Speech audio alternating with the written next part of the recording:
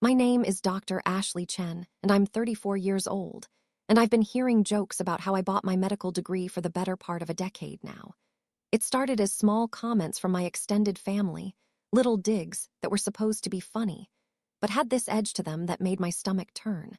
My Uncle Richard, who married my mother's sister, would say things like, "Well, you know how these Asian kids get ahead. They've got their ways." And everyone would laugh like it was just harmless teasing. But I knew what he really meant.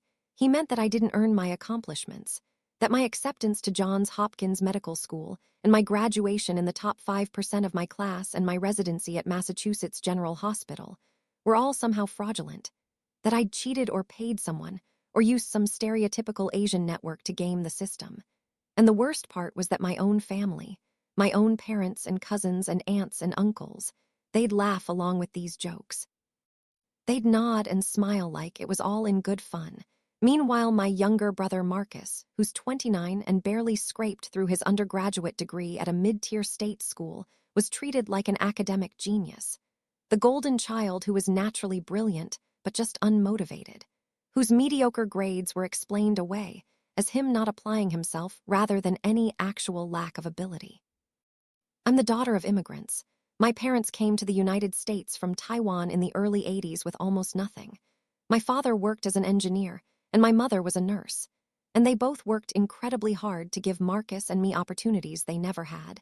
They pushed education above everything else, told us that in America, if you studied hard and got good grades, you could be anything you wanted.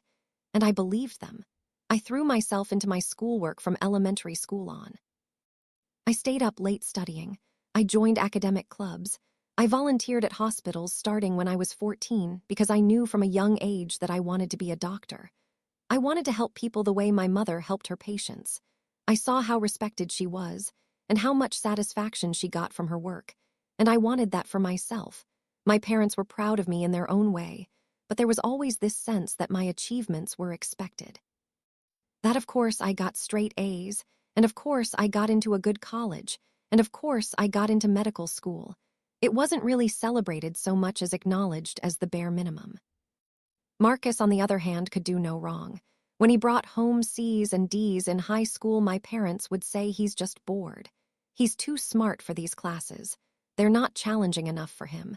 When he barely got accepted to state college after applying to a dozen schools and getting rejected from all but one they said, "See, he got in," we knew he was special.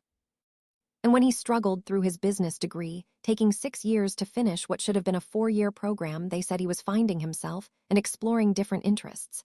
There was always an excuse, always a justification, and I tried not to be bitter about it because I loved my brother. I really did. But it was hard to watch him coast through life on charm and connections while I worked myself to exhaustion and still got treated like my success was suspicious.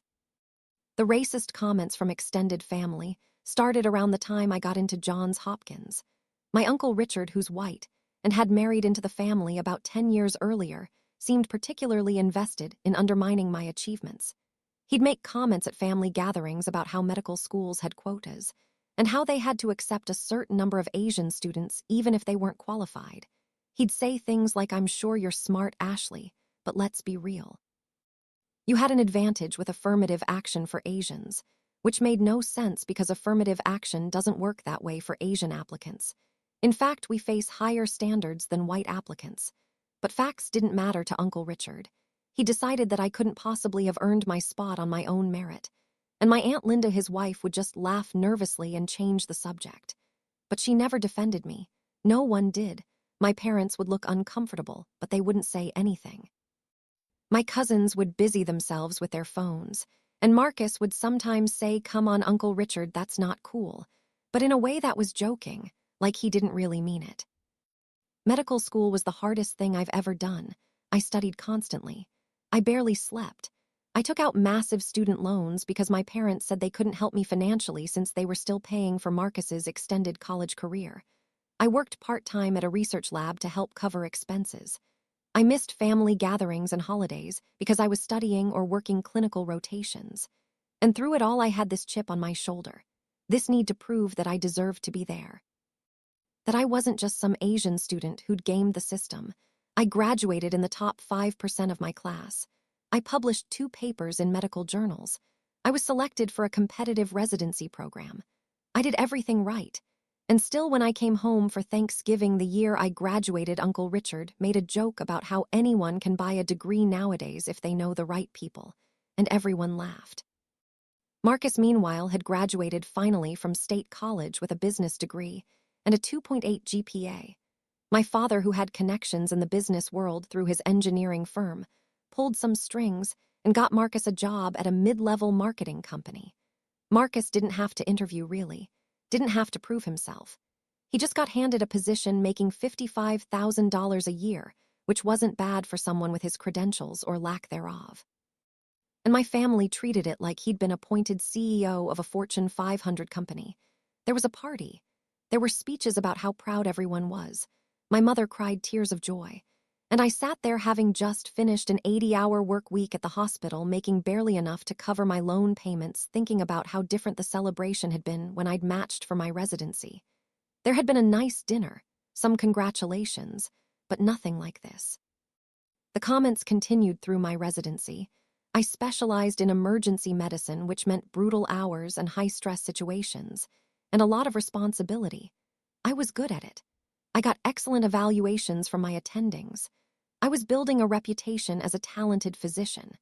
But at family gatherings, I was still getting jokes about how I probably cheated on my boards or how Asians are good at memorizing, but not at actually thinking critically. Uncle Richard seemed to have an endless supply of these comments. And what killed me was that some of them were coming from my own Asian relatives now, too. Cousins who'd say things like, well, you know, Ashley always was good at test taking. Or, yeah, she works hard, but that's just how she was raised. Like my success was somehow programmed into me rather than earned. Like I was some kind of robot who'd been designed to perform well academically, but didn't have any real intelligence or skill. Marcus's career was going fine. Not great, but fine. He was competent enough at his job. He showed up and did the work and got along with people. But he wasn't setting the world on fire. After 3 years at the marketing company, he got promoted to a senior associate position, making $70,000 a year. And again, there was massive celebration from the family. My parents threw him a party, bought him an expensive watch, told everyone they knew about his promotion.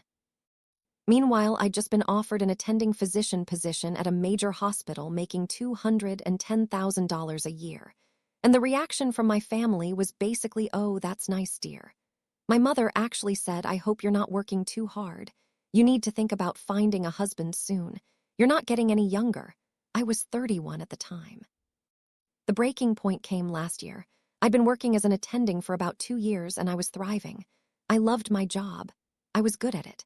I was saving lives and teaching residents and contributing to my field. I'd also finally paid off my student loans, which had been a huge weight off my shoulders. I was financially secure, professionally successful, and personally happy, even though I was single and working crazy hours. I felt like I'd made it, like I'd proven everyone wrong. But at Thanksgiving last year, Uncle Richard outdid himself. We were all sitting around the table, and Marcus was talking about some project he was working on at his job. And Uncle Richard said, you know, Marcus, it's so refreshing to see a young person succeed on their own merit. No shortcuts. No buying their way in, just hard work and natural talent.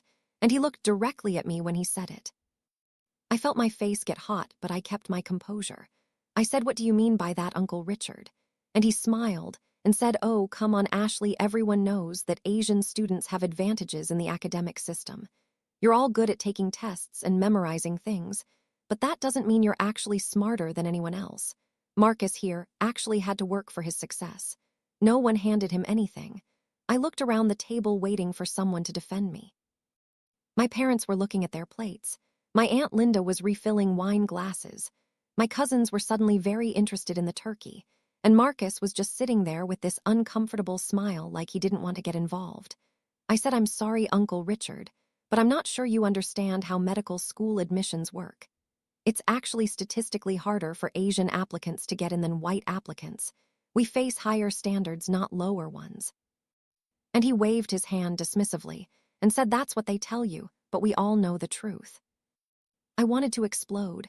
I wanted to throw my plate across the room and scream about how I'd worked my entire life for my achievements, how I'd sacrificed everything. how I'd earned every single thing I had. But I didn't because I'd been raised to be polite and not cause scenes. So I just excused myself from the table and went to the bathroom and cried. And when I came back, everyone was acting like nothing had happened. Dessert was being served, and people were laughing and talking. And I was supposed to just pretend that my uncle hadn't basically called me a fraud in front of my entire family. I left early that night claiming I had to work the next day, which was true. And I drove home feeling this mixture of rage and hurt and humiliation that I couldn't shake. A few weeks after Thanksgiving, I was having coffee with my friend Jennifer, who's also a doctor. We'd gone to med school together and stayed close. I was venting to her about my family and the racist comments, and how exhausting it was to constantly have to prove myself. And she said, "Ashley, you need to stop trying to prove yourself to people who are never going to respect you. They've decided who you are, and nothing you do will change their minds. Just live your life and let them think whatever they want." And I knew she was right, but it still hurt. It still made me angry that my own family couldn't celebrate my success without undercutting it, without finding some way to diminish it or explain it away. And then Jennifer said something that stuck with me. She said, "You know who never has to prove themselves? Mediocre white guys like your uncle. They can be average or below average, and still everyone assumes they earned everything they have. Meanwhile, we have to be exceptional just to be seen as adequate." That conversation was rattling around in my head in early January when I got a random email from someone named David Chen, no relation, who said he was a graduate student at the state college where Marcus had gone to school. He'd been assigned to review some old theses for a digitization project, and he'd come across Marcus's senior thesis and noticed some irregularities. He'd done some digging and found what appeared to be extensive plagiarism. He said he was reaching out to me because he'd seen from Marcus's social media that we were siblings, and he thought I should know before he reported it to the university. He attached a preliminary report showing side-by-side comparisons of sections of Marcus's thesis and their original sources. I opened the attachment with my heart pounding, and what I saw made me feel sick and vindicated at the same time. Marcus's thesis, which had been on some aspect of digital marketing strategies, was basically a patchwork of other people's work. Entire paragraphs were copied word for word from journal articles and business publications. Some sections were from other students' theses that were available online. There was almost nothing original in it. David Chen had documented over 40 instances of clear plagiarism across the 50-page document, and this wasn't just similar ideas or common knowledge. This was verbatim copying without attribution. It was academic fraud of the most blatant kind. I sat there staring at my computer screen, thinking about how my brother's entire degree was built on cheating, how he'd taken the easy way out while I'd worked myself into exhaustion doing everything honestly, and how my family had celebrated him as naturally brilliant while treating my earned achievements as suspect. I wrote back to David Chen thanking him for reaching out and asking what his next steps were. He said he was obligated to report it to the university's academic integrity office, but he wanted to give me a heads up first since family dynamics can be complicated. I appreciated his thoughtfulness, and I told him to go ahead and file the report. I didn't warn Marcus. I didn't tell my parents. I just waited to see what would happen.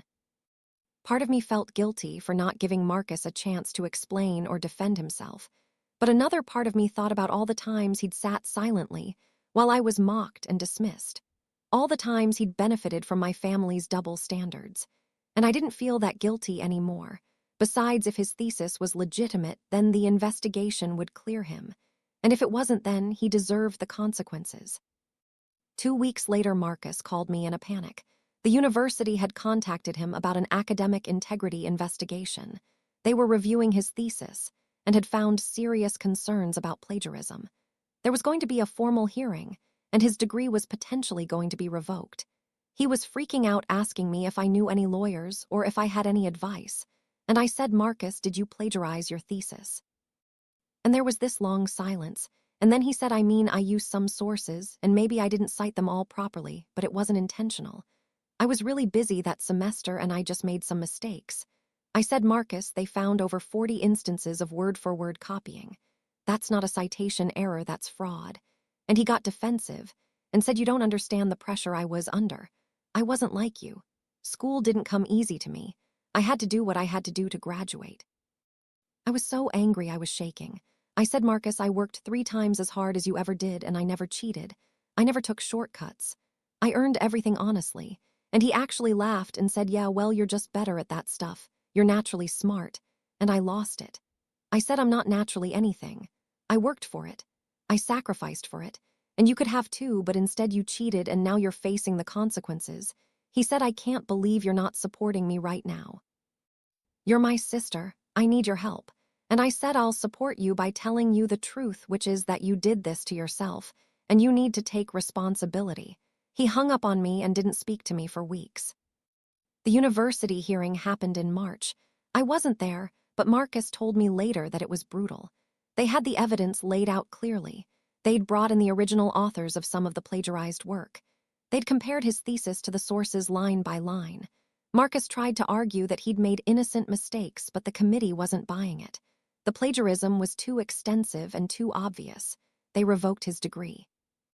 Officially, his transcript now shows that his bachelor's degree was withdrawn due to academic integrity violations. It's a permanent mark. Any future employer or graduate program that requests his transcripts will see it. He also had to inform his current employer about the revoked degree, which put his job in jeopardy, since one of the requirements for his position was a bachelor's degree in business or related field. My parents called me absolutely hysterical after they found out. My mother was crying, saying, how could this happen? Marcus's life is ruined. My father was angry, saying the university was being too harsh. Everyone makes mistakes. They can't just take away his degree after all these years. And I said, actually, they can and they should. He committed academic fraud. And my mother said we need to hire a lawyer and fight this. And I said, no, we don't. Marcus cheated and he got caught, and he needs to face the consequences. My father said, I can't believe you're being so cold about this. He's your brother. And I said, I'm not being cold, I'm being honest. Something this family could use more of. My mother asked if I had any idea who had reported Marcus to the university. And I said, yes, actually I do. Someone emailed me about it, and I told them to go ahead and report it. And there was dead silence on the phone. My father said you knew about this, and you didn't warn us. You didn't try to protect your brother. And I said, why would I protect him? He cheated, he lied. He built his entire career on fraud. And meanwhile, I've spent 10 years listening to family members make racist jokes about how I cheated my way through medical school when I did everything honestly. Where was Marcus protecting me then? Where were you protecting me? My mother said that's different. Those were just jokes. And I said they weren't jokes to me. They were accusations. They were dismissals of everything I worked for, and none of you ever stood up for me. You just laughed along or stayed silent. So forgive me if I don't feel particularly protective of Marcus now that his actual cheating has been exposed. My father said we'll talk about this later when everyone's calmer, and they hung up. Marcus's employer did end up firing him. They had a policy about educational requirements, and without a valid degree, he didn't meet the qualifications for his position. He tried to find other work, but explaining the revoked degree in interviews was basically impossible. He eventually found a job in sales that didn't require a degree, but it paid significantly less than what he'd been making. My parents helped him out financially, and emotionally, there was a lot of family drama. A lot of phone calls and meetings that I wasn't included in. I was effectively frozen out for a few months. No one was talking to me except to tell me how disappointed they were in me for not supporting my brother. I was hurt by the exclusion, but I was also relieved to not have to deal with their judgment and their double standards. Thanksgiving rolled around again, and I wasn't planning to go to the family gathering. I figured I wasn't welcome, and honestly, I didn't want to spend another holiday being made to feel bad for Marcus's choices. But my mother called me and said, we need you to come. The family needs to be together. I said, I don't think that's a good idea. People are angry at me. And she said, we're all angry at each other, but we're still family. Just come. So against my better judgment, I agreed to go. I showed up at my Aunt Linda and Uncle Richard's house, where we always had Thanksgiving, and the atmosphere was tense. Marcus was there looking miserable. My parents were there looking exhausted. My various aunts and uncles and cousins were there trying to act normal, and Uncle Richard was holding court as usual. We sat down for dinner, and at first everything was awkward but civil. People were making small talk about weather and sports and anything except the elephant in the room. But then we got to the part of the meal where people traditionally go around and say what they're thankful for. It's a corny tradition, but my Aunt Linda insists on it every year. People were saying the usual things: family, health, jobs, and then Uncle Richard went, and he said I'm thankful for honesty and integrity. I'm thankful that in this family, we value real hard work and real achievement, not shortcuts or cheating. And he looked right at Marcus when he said it, and Marcus looked like he wanted to disappear. But then Uncle Richard continued and said I'm also thankful that we have young people in this family who understand the value of earning what you get, not just having things handed to you or buying your way through. And he nodded at his own son Tyler, who was 26 and worked at a tech startup. I felt this rage building in my chest because the hypocrisy was stunning. Uncle Richard was sitting there criticizing Marcus for cheating while in the same breath making his usual implications about me buying my achievements. And I'd had enough. I waited until Uncle Richard finished, and then I said, actually, Uncle Richard, since we're talking about honesty and integrity and earning what you get, I have something I'd like to share with everyone. I pulled out my phone and said I've spent the last few months doing some research, and I found some really interesting information that I think the family should know about. Uncle Richard looked confused, and my mother looked nervous, and I continued. I was so curious about this idea that some people buy their achievements or take shortcuts, so I decided to look into it. I opened my laptop, which I'd brought in from the car, and I pulled up a folder I'd created. I said, let's start with Tyler, your son Uncle Richard, the one you're so proud of for his integrity and hard work. I did some checking on his college career at UC Berkeley, really impressive school, and I found his undergraduate thesis, which is publicly available through the university library. I started reading excerpts, and then I pulled up side-by-side comparisons, showing that significant portions of Tyler's thesis were also plagiarized. I'd spent weeks after Marcus's degree was revoked doing this research, using the same tools and methods that David Chen had used, and I'd found that Tyler had also cheated extensively. The room went completely silent. Tyler's face was bright red, and Uncle Richard was sputtering, saying, "Where did you get that? This is ridiculous." And I said, "It's all publicly available, Uncle Richard. Academic databases, university libraries, it's all right here." I continued and said, "But wait, there's more. I also looked into Tyler's job at the tech startup. You're always bragging about how he got that job on his own merit. Turns out the startup is partially funded by one of your business partners, Uncle Richard. And Tyler was hired right after you made a significant investment in the company, so not exactly on his own merit." And then I pulled up Tyler's graduate school application because he'd applied to an MBA program the previous year. I have a friend who works in admissions at that school, and she pulled his file for me as a favor, his personal statement, which is supposed to be original work describing his career goals and experiences. I pulled up a comparison showing it was almost entirely copied from sample essays available online. He literally just changed the names and a few details. Tyler tried to interrupt, saying, "This is insane. You can't just accuse me of this stuff." And I said, "I'm not accusing you, Tyler. I'm presenting evidence. There's a difference." Uncle Richard was turning purple. He was yelling about invasion of privacy and slander, and how dare I attack his son. And I said, "I'm not attacking anyone. I'm simply pointing out that you've spent years making implications and jokes about me cheating or buying my achievements when you had no evidence. And now when I present actual documented evidence of academic fraud from your son, you're upset. Interesting double standard, don't you think?" My Aunt Linda was crying. Tyler had left the table. My cousins were all staring at their phones, pretending this wasn't happening. And my mother was saying, "Ashley, this isn't appropriate. This isn't the time." And I said, "Really, Mom?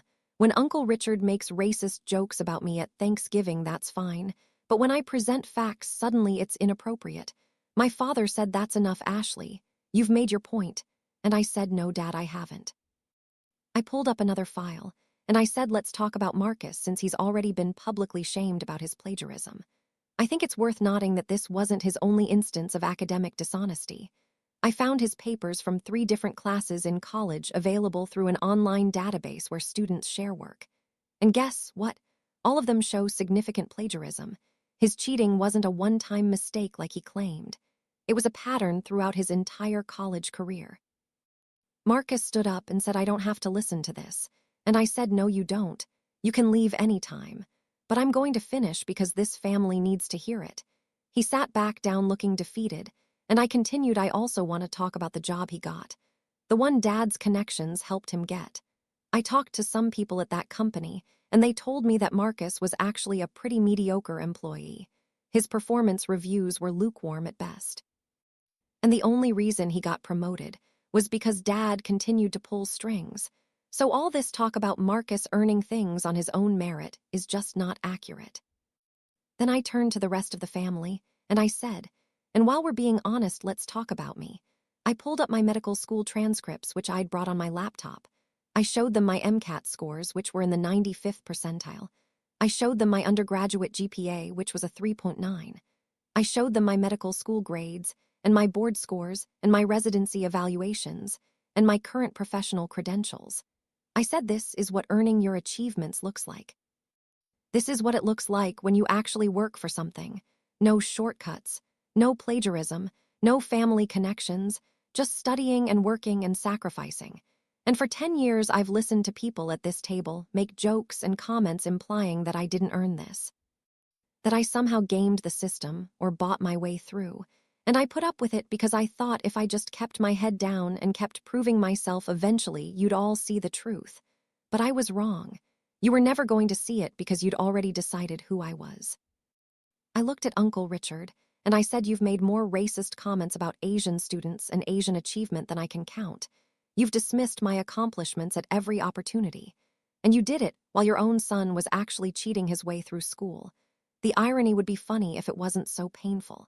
And then I looked at my parents and I said, and you let him. You sat there at every family gathering and let him make those comments. You never defended me. You never stood up for me. You just stayed silent or laughed along. And when Marcus's cheating was exposed, instead of holding him accountable, you attacked me for not protecting him. The double standard is unbelievable. My mother was crying now, and my father looked angry and uncomfortable. And I said, I'm done trying to prove myself to people who will never respect me. I'm done apologizing for being successful. I'm done pretending that your racism is just jokes. I'm done with all of it. Uncle Richard tried to argue, saying this whole thing was character assassination and slander, and he was going to talk to his lawyer. And I said, please do. I would love to have this conversation in a legal setting where facts matter. Everything I've presented tonight is documented and verifiable. Every piece of plagiarism, every family connection, every lie, it's all backed up with evidence. So please, Uncle Richard, talk to your lawyer. I'm sure they'll be very interested.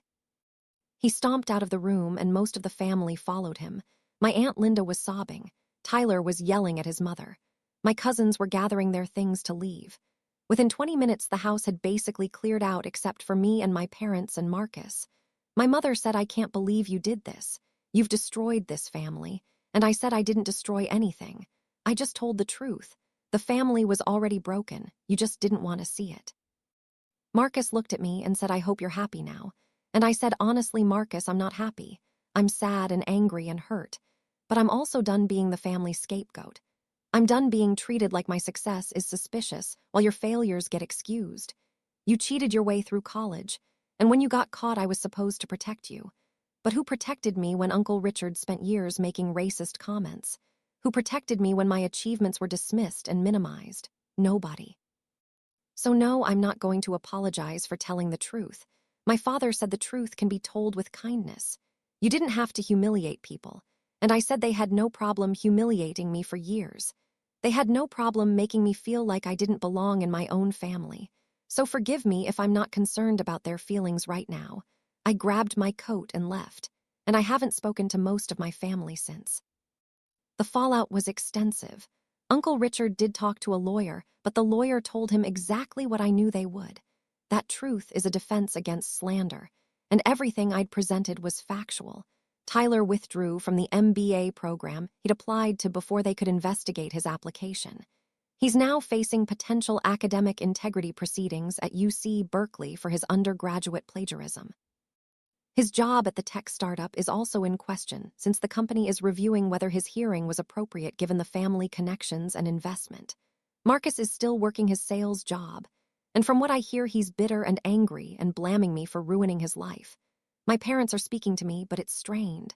My mother keeps saying I should apologize to the family for the way I handled things, and I keep saying I won't apologize for telling the truth.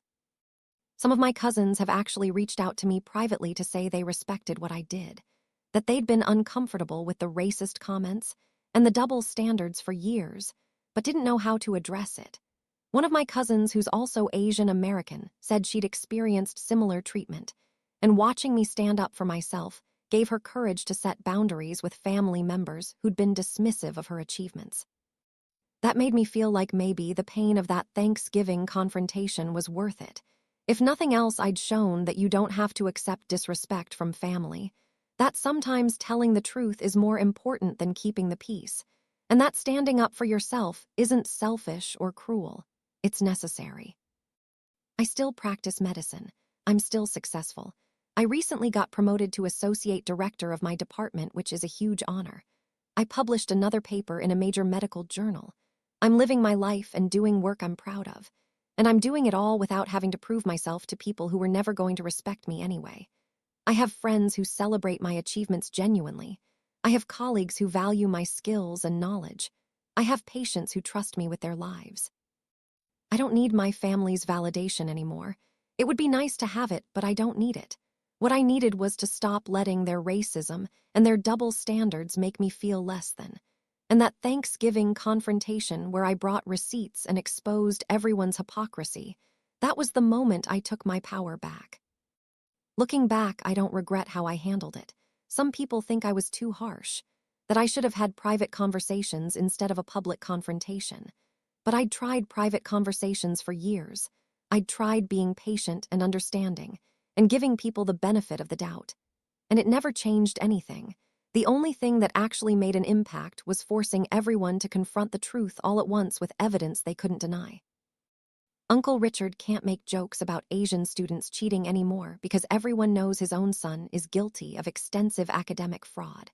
My parents can't compare Marcus's mediocre, honestly achieved career favorably to my exceptional one because everyone knows Marcus's career was built on lies and family connections. The narrative has been corrected with facts. And while it cost me relationships with some family members, those relationships were already dysfunctional and one-sided. I've learned a lot from this experience. I've learned that sometimes the people who are quickest to judge others are hiding their own failures. I've learned that family doesn't always mean support and unconditional love. Sometimes family is just people you're related to who don't actually have your best interests at heart. I've learned that standing up for yourself will make some people angry, but that's not a reason not to do it. Their comfort is not more important than your dignity. And I've learned that evidence and facts are powerful. When you present the truth clearly and undeniably, it's hard for people to argue with you. They might not like it. They might be angry about it, but they can't deny it. And that's what I did that Thanksgiving. I brought the receipts. I laid out the evidence. And I made it impossible for anyone to continue with the lies and the double standards. My family said I bought my medical degree because I'm Asian. They said it as a joke, but they meant it as an insult. They meant that I didn't deserve what I'd earned, that my success was somehow fraudulent or less than. And I brought receipts to Thanksgiving showing that I graduated top of my class, while my brother and cousin plagiarized their way through school.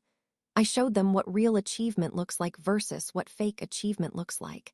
And I showed them that I won't be dismissed or diminished anymore. I'm Dr. Ashley Chen. I earned every letter of that title, and I don't need anyone's permission to be proud of that. That's my story, and I'm standing by every word of it.